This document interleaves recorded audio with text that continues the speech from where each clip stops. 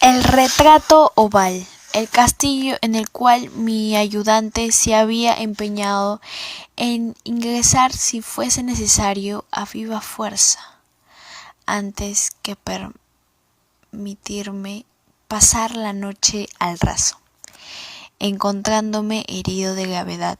Era una de esas enormes edificaciones en las que se mezcla la lobreguez con la grandeza, que durante tanto tiempo han alcanzado su frente ceñuda por entre los Apeninos, no menos en la realidad que en las novelas de la señora Radcliffe.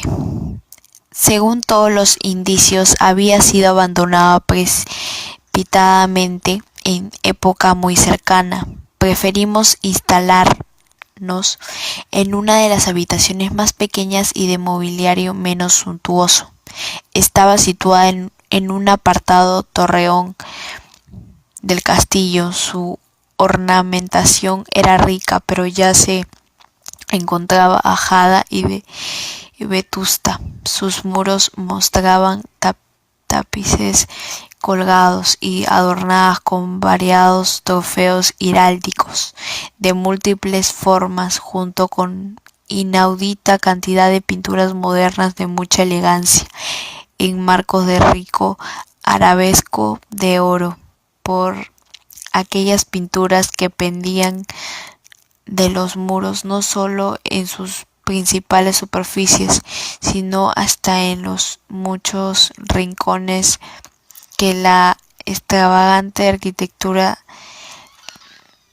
del castillo hacía necesarios. Por aquellas pinturas, digo, mi delirio incipiente tal vez había despertado en mí profundo interés, de manera que ordené a Pedro cerrar los macizos postigos de la habitación, pues ya era de noche, que encendiese las bujías de un gran candelabro que se alzaba junto a la cabecera de mi lecho, y que corriese de par en par las cortinas guarnecidas de flecos de negro terciopelo que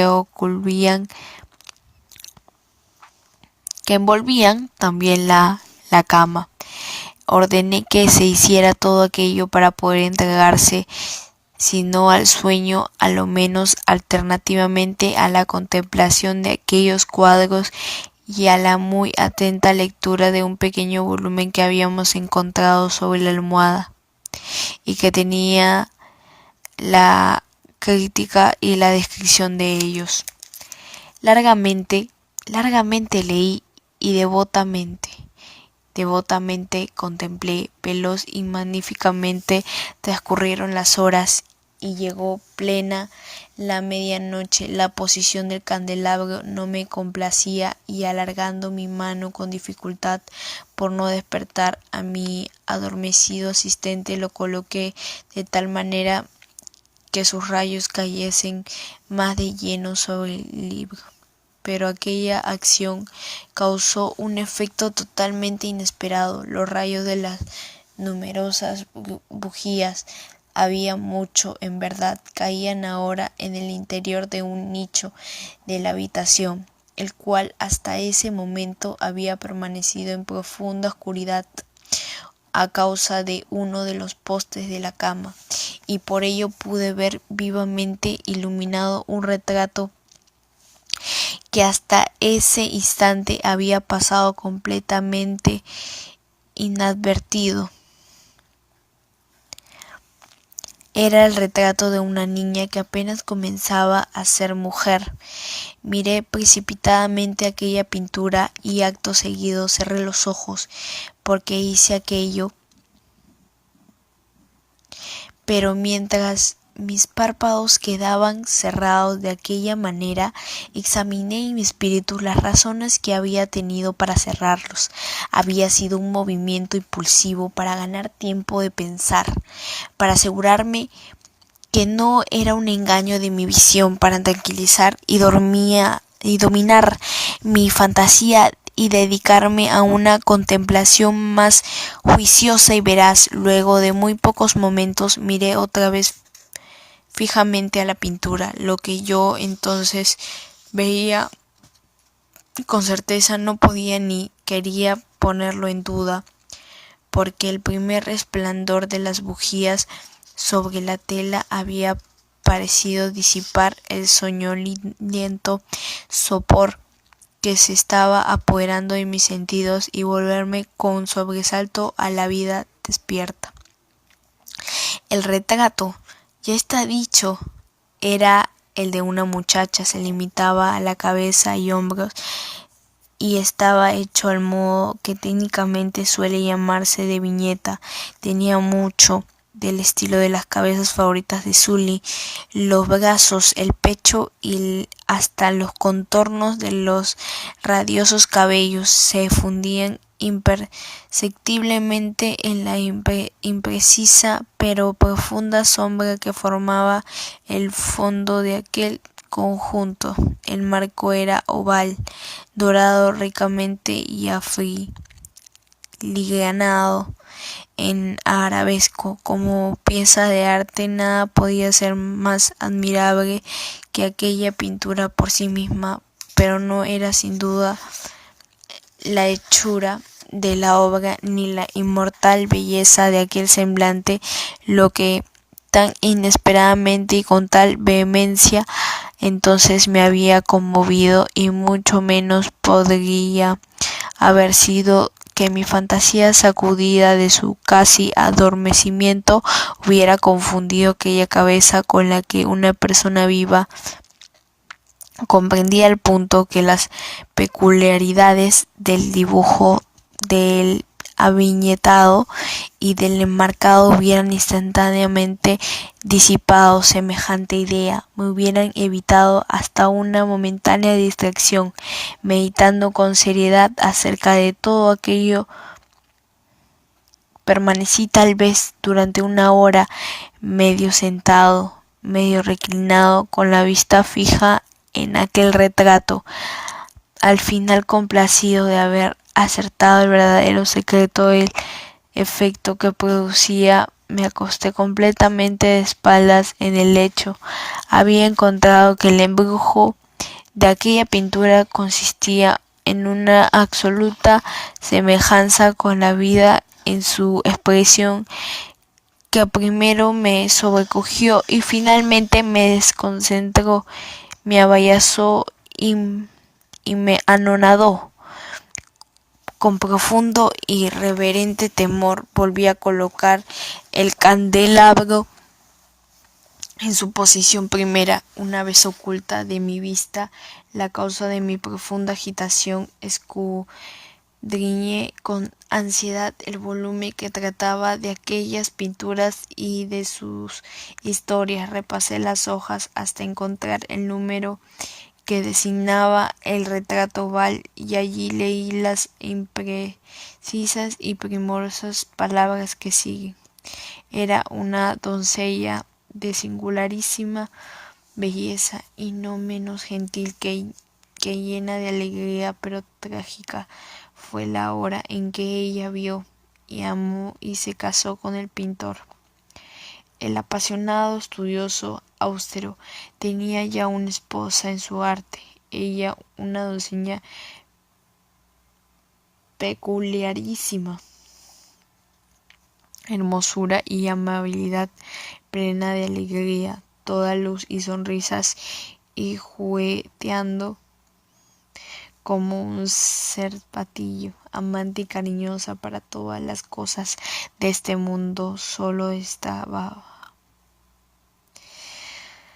detestaba el arte, que era su rival, solo temía a la paleta y los pinceles y otros fastidiosos instrumentos que la privaban de la presencia de su amado. Fue pues cosa terrible para aquella dama escuchar hablar al pintor de su deseo de retratar también a su joven esposa, pero ella, dócil y humilde, permaneció evidentemente sentada durante muchas semanas en la umbrosa y elevada habitación de la torre donde la luz caía sobre el lienzo solo desde arriba, pero el pintor cobró sumo apego a su obra, que iba adelantando hora por hora y día por día.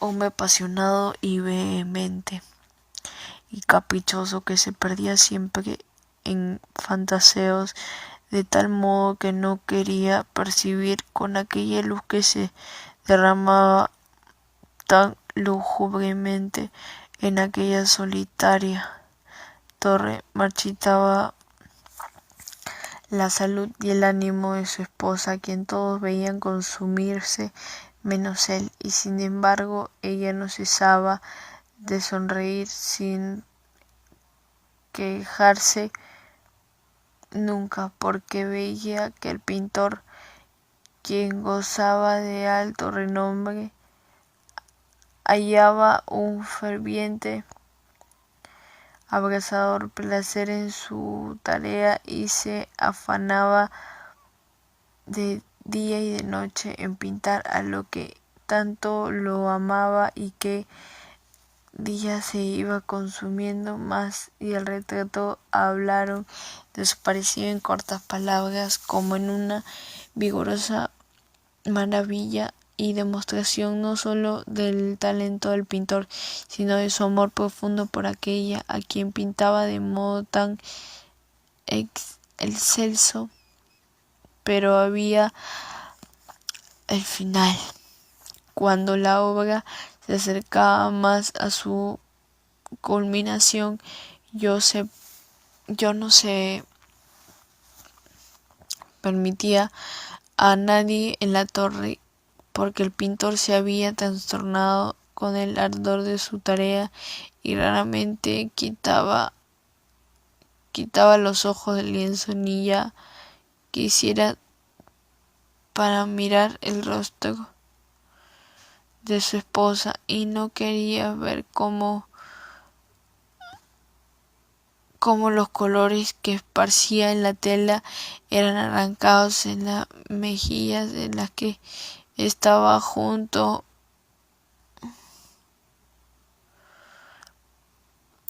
a él. Y cuando hubieron pasado muchas semanas más y quedaba ya muy poco por hacer, salvo una pincelada sobre la boda y un toque en los ojos, el espíritu de la señora vaciló al mismo tiempo. El experimento de la señora vaciló el mismo boca y toque en los ojos. El espíritu de la señora vaciló al mismo tiempo como la llama, con la concavidad de una alegría, y luego pincelada fin expuesta por haber, salvo una pincelada sobre boca y un toque en los ojos. El espíritu de la señora vaciló al mismo tiempo como se llama la concavidad de una lámpara, y luego la pincelada fue puesta, luego el toque fue dado por el maestro. Por el momento, el pintor se quedó adelante de la obra que acababa de trabajar, pero en el momento inmediato, mientras todavía estaba contemplando, se puso tembloroso y mucho pálido y despavorido, y gritando con alta voz: "Este es realmente la vida misma". Volvió bruscamente los ojos hacia su madre. Estaba muerta. Eso es la historia de el retrato Val en la obra Narraciones Extraordinarias.